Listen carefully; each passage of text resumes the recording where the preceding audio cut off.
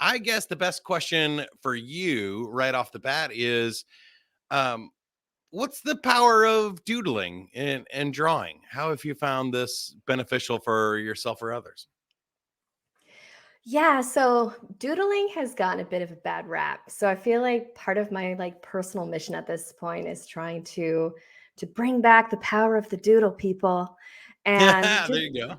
my favorite stat, I'm not much of a stat person, so I'm just going to throw it out there and get it over with, is about doodling. And it is the fact that you can retain up to 29% more information just by doodling, just by putting a little swirly swirl or whatever it is on your paper when you're making notes. A lot of folks have gotten in trouble for doodling, in the past in their notes, but it actually was helping you stay focused.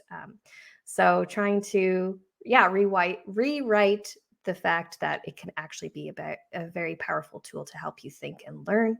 The way that I see what I do is just taking that doodle, just making it work for you a little bit more, make it a little bit more purposeful. Yeah, I love that because I think it's so like so many things we talk about on this podcast. It's one of those things that we do naturally. We love to do it. We love to doodle and draw, and you can give a crayon to a 2-year old and they will scribble all Yeah. over the paper and enjoy making art.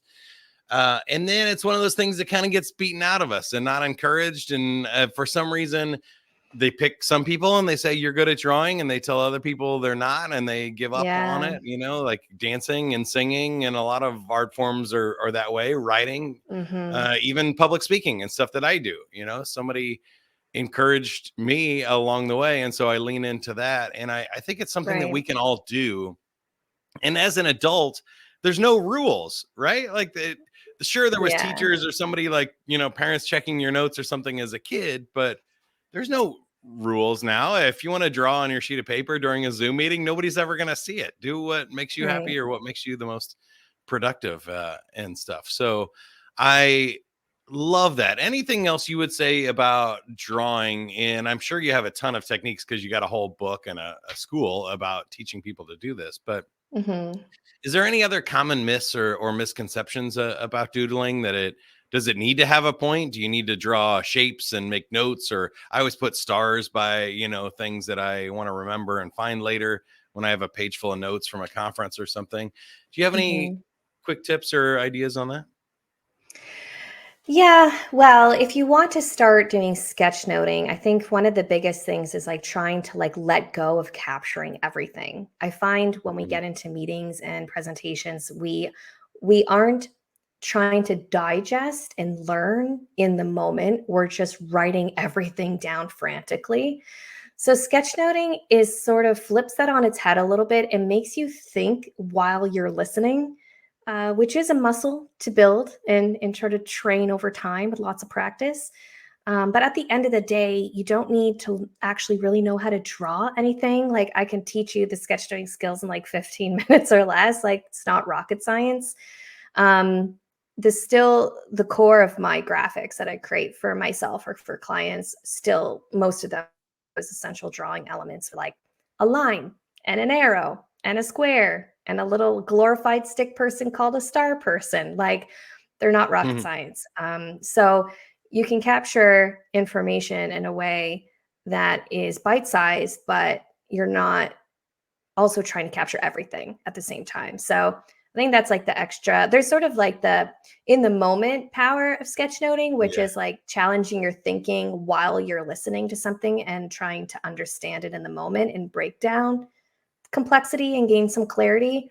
But then there's the second benefit of now you have this visual representation of what just happened and it will help you remember it. I think that's my favorite out of all of the value of sketchnoting is the memory retention because you were just telling me right before this podcast that you were at a conference and how much information was at that conference and how much have you actually remembered after the end of it with so many speakers and so much awesome stuff. It's so hard to remember it all. And if you can have this little snapshot of the key ideas, the main lessons, the lessons learned, the things that resonated with you, then you can remember it, not just to remember it, because that's a nice thing, but then maybe actually put some of that learning into action, which is what I would hope many of the speakers would want you to do is like Yeah. learn it, but like maybe do something with that information. Well, I think there's a lot there that's really powerful because I'm thinking of it from the other side. I've never done sketchnoting or anything. I try to do interesting different ways to remember things and take notes. But when I'm speaking and I'm the person on stage, like I try to be very careful about the number of main points that I have in a talk. So my talk at Inbound was 45 minutes. I was like, really, I can do 3 things. And if I Right. try to get people to remember 5, 8, 7 things, they're not even going to Yeah. remember them all, let alone put them into action. So Hmm. it's like, okay, I can have 3 things. And then I want to anchor them to something with feelings that Right. we don't really remember facts and numbers and a lot of data unless we write it down. But I love what you're saying with the drawing is there we can capture these emotions and the feelings or the situation that we want it to. And Hmm. now we're anchoring in some other things that make it more memorable. So I did a couple of magic tricks and some audience Oh, interaction fun. stuff That's to just awesome. demonstrate the point, and then people remember how you make them feel. And I think that's Absolutely. what is cool about the sketch notes is, if you think about it like a comic strip, is that you can make people feel things. You can make them remember the situation and the context as much as the fact or data that they had to memorize, and that's really cool. Yeah, yeah, like, I oftentimes will like, if a speaker is telling a story, I'm not, like, writing out the whole story, but I'm writing something that sticks out from it, like, it's the lesson at the end of it, if it was, like, a funny little character or what have you, so that when someone looks at it later, they're gonna go, "Oh, right, I remember when he did that magic trick. Oh my gosh, I remember when he did that thing," right? To help you jog your memory and enhance your learning in that way, definitely. So, and I appreciate speakers like you for not trying to cram a million things in 45 minutes. I appreciate that.